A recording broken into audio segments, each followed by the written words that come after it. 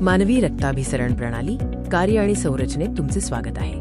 आपले शरीर कसे कार्य करते हे आज आपण सविस्तरपणे पाहणार आहोत. रक्ताभिसरण प्रणाली आपल्या शरीराचा मुख्य वाहतूक मार्ग आहे. ती ऑक्सिजन, पोषक तत्वे आणि हार्मोन्स प्रत्येक पेशीपर्यंत पोहोचवते. या प्रणालीतील सर्वात महत्त्वाचा अवयव म्हणजे हृदय. हृदयाला आपल्या शरीराचा पंपिंग स्टेशन म्हणता येईल.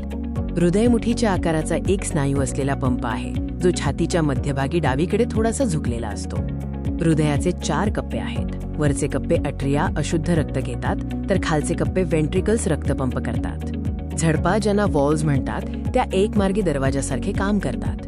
त्या रक्त उलट दिशेने जाण्यापासून थांबवतात. रक्ताभिसरण प्रणालीमध्ये रक्तवाहिन्यांचे एक मोठे जाळे असते, जे शरीराच्या प्रत्येक कोपऱ्यात रक्त वाहून नेते. धमन्या ऑक्सिजनयुक्त रक्त हृदयापासून दूर घेऊन जातात, तर शिरा अशुद्ध रक्त हृदयाकडे परत आणतात. केशिका या सूक्ष्म वाहिन्या आहेत. येथेच पेशी आणि रक्त यांच्यात ऑक्सिजन, पोषक तत्वे आणि टाकाऊ पदार्थांची देवाणघेवाण होते. रक्त हे वाहनाचे माध्यम आहे. हे प्लाझ्मा, लाल रक्तपेशी, पांढऱ्या रक्तपेशी आणि प्लेटलेट्स पासून बनलेले असते. प्लाझ्मा हा रक्ताचा द्रव घटक आहे, तर लाल रक्तपेशी आरबीसीज हिमोग्लोबिनच्या मदतीने ऑक्सिजनचे वहन करतात.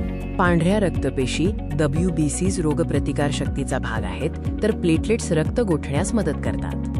मानवामध्ये दुहेरी रक्ताभिसरण प्रणाली असते. याचा अर्थ एका पूर्ण चक्रात रक्त 2दा हृदयातून जाते. या चक्रात अशुद्ध रक्त हृदयाच्या उजव्या भागातून फुफ्फुसांमध्ये जाते, जिथे ते कार्बन डायऑक्साईड सोडून ऑक्सिजन शोषून घेते. ऑक्सिजनयुक्त रक्त हृदयाच्या डाव्या भागातून महाधमनीद्वारे एओर्टा शरीराच्या उर्वरित अवयवांमध्ये आणि ऊतींमध्ये पोहोचवले जाते. रक्ताभिसरण प्रणाली केवळ रक्तपंप करत नाही, तर ती शरीरासाठी अनेक महत्त्वाची कार्ये करते. या प्रणालीद्वारे ऑक्सिजन, पोषक तत्वे आणि हार्मोन्सचे वहन होते.